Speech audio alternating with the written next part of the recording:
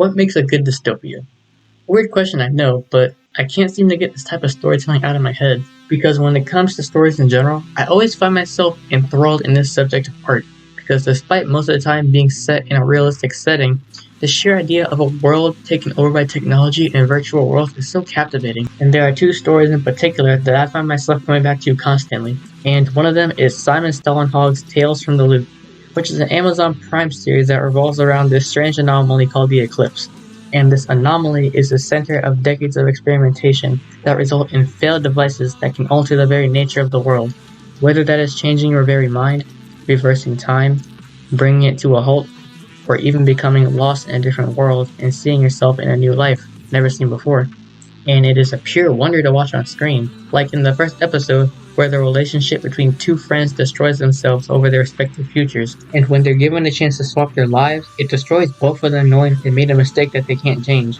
Or in another episode where a lonely man finds himself in a world where he's with the person of his dreams, only to find out that the person that he likes is with another version of himself. Now, in theory, these are simple stories, but the loop technology adds this fantastical element that plays with the character's morality and questions whether using these abnormal elements in their world is truly the best way to solve their issues.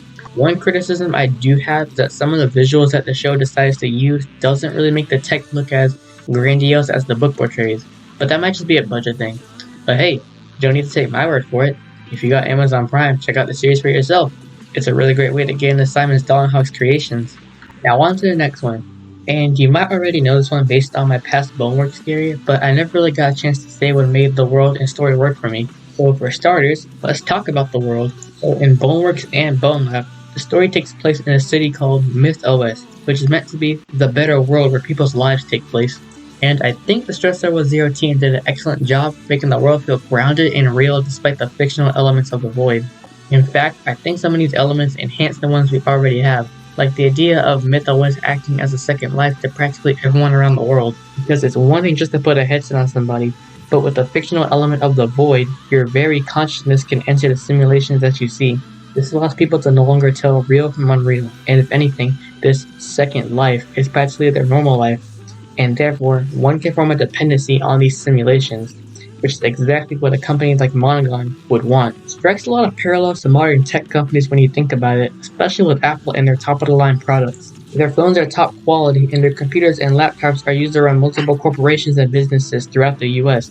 And at this point, people have practically formed a dependency on Apple products, whether that's the people that were raised on Apple, or ones who made the switch from lesser devices, and the quality is just too good to let go. Now with the Apple Vision making the claim to one day replace your phone, many people might go for the purchase despite the price tag. That's why I love Boneworks and Bone Lab. They show how technology can take over our lives, and with the fictional element of the void, it really puts into question one's morality by giving people a choice between a dream like paradise or reality. Which brings me to my next favorite part of the Boneworks dystopia, and that's the main character Ford, who is in charge of cybersecurity. And I like how when you put on the headset, you see the office buildings, which shows you that people who work in Myth need to work in the simulation itself to do their job. It's just a little thing that shows how far VR technology has progressed in this world that not a lot of people take the time to really think about. But what really makes me invested in Ford's story is the fact that he's not a good guy. Now, in most dystopian stories, the main character is trying to fight the corporations that control them. Even in Cyberpunk Edgerunners, which is the most notable example of a dystopia, where the main character David is trying to become a legend in Night City by sticking it to the corpos and showing them that if they are loud enough and have a reason, they can really push their buttons and cause change. But that's the difference between David and Ford. David tries to fight and make a name for himself, but Ford knows his place and uses his position in the company that he works for in order to further his own goals and become immortal. And while yes, he's not a villain and does not try to actively hurt other people, he doesn't really think about what his actions are going to do afterwards. And that's one part of the story that I think makes him different from other main characters in a technological hellscape. And it's that Ford is really only looking out for himself, even though he has the potential to help others and do more. But anyways, that's been the video. Comment down below what you think of dystopian stories, and what are some examples of your favorite ones. I would love to hear your thoughts in the comments. This is Static, tuning out.